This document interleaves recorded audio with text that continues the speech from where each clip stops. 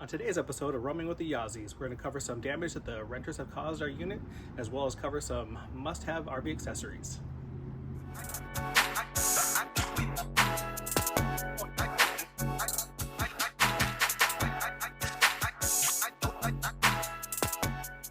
Alright, some of the damage that our renters have caused. Something low right here, our very first renter. Cracked the fiberglass, I had to put some tape on there, keep the water out. Renter backed over something there, and it hit right here, and it cracked the fiberglass right there, so I had to put some more tape on that as well. Probably the biggest damage was a renter hit something low right here and ripped off the back end a little bit. You could see all the way through into the inside from there, which was not very fun to get fixed, but you know, it is what it is. Damage that you get when you're renting out your unit. Backed into something here, hit a truck, ripped the side of the truck off, and pulled this trim piece off. A little bit more tape on there to try to keep it watertight. Other minor things here and there as far as hubcaps, whatnot, loose sand, broken things here. So more damage here. Have some cuts in the countertop,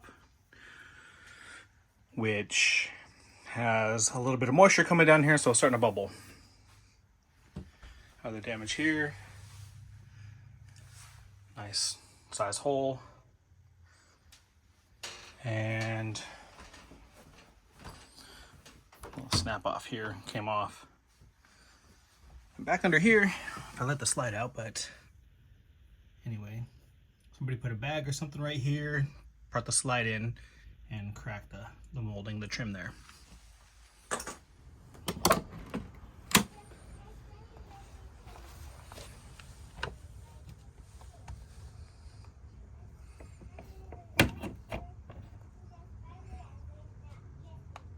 That is bent up, so we need to bend that back down with a hammer.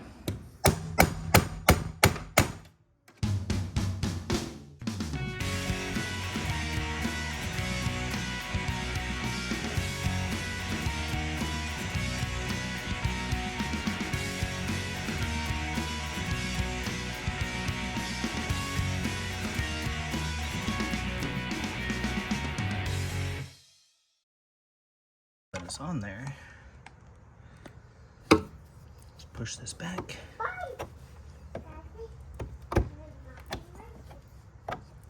There you go. Good as new.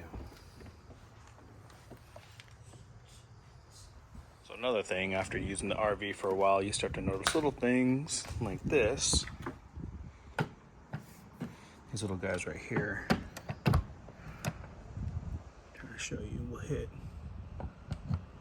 right there. And you see it kind of makes a groove. After playing with it for a minute, found out these were loose. After travel, after opening and closing the doors for a while, he just got loose. So what we're gonna do to fix that is take them off, add a little thread lock.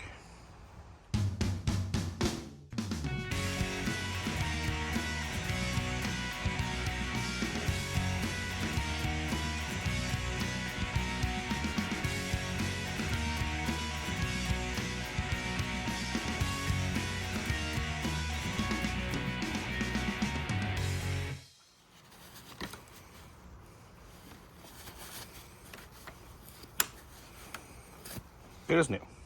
And another upgrade that we had an opportunity to do was put this larger sink in, because the original one had a double basin here, so it was half the size.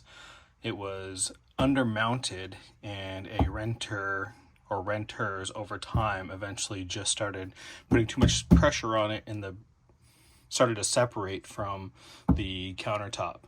So looked around online, did a couple days of research on Amazon, found this one as a drop-in option, and we did have to put the template down and cut around the exterior to make it a little bit bigger.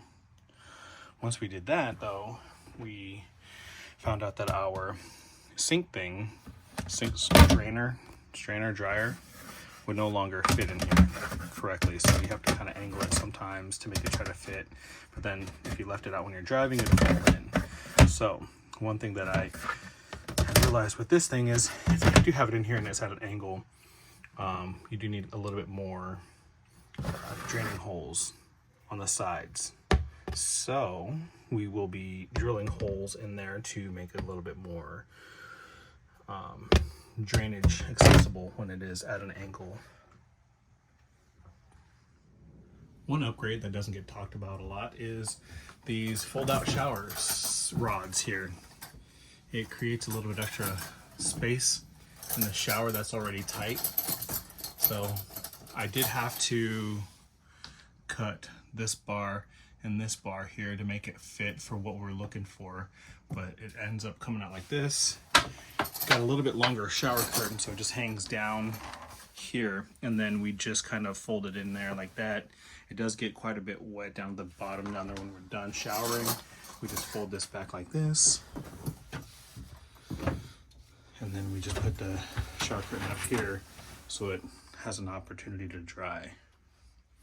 As you see, we also updated our shower handles and shower head to kind of give us a little bit extra water pressure and flow, it says, when we were looking to upgrade. So on our last trip, we had issues with gnats. And I ordered this thing, Katchy, off of Amazon. It's supposed to draw on the bugs, make it suck down there, and there's that little sticky pad down there.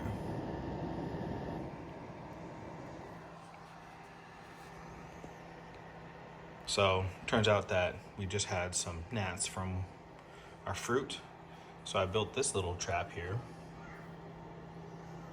Just regular apple cider vinegar with a drop of dish soap versus this. Left it out overnight. As you see here, got quite a few contenders floating around down the bottom down there. Let's see how this guy did. Open it up, and it looks like we have just two little guys. So overall, what do I think? Looks like this guy did better work than this. And remember, if you're liking the content you're seeing, please remember to smash that like button, comment, and don't forget to subscribe. Thank you.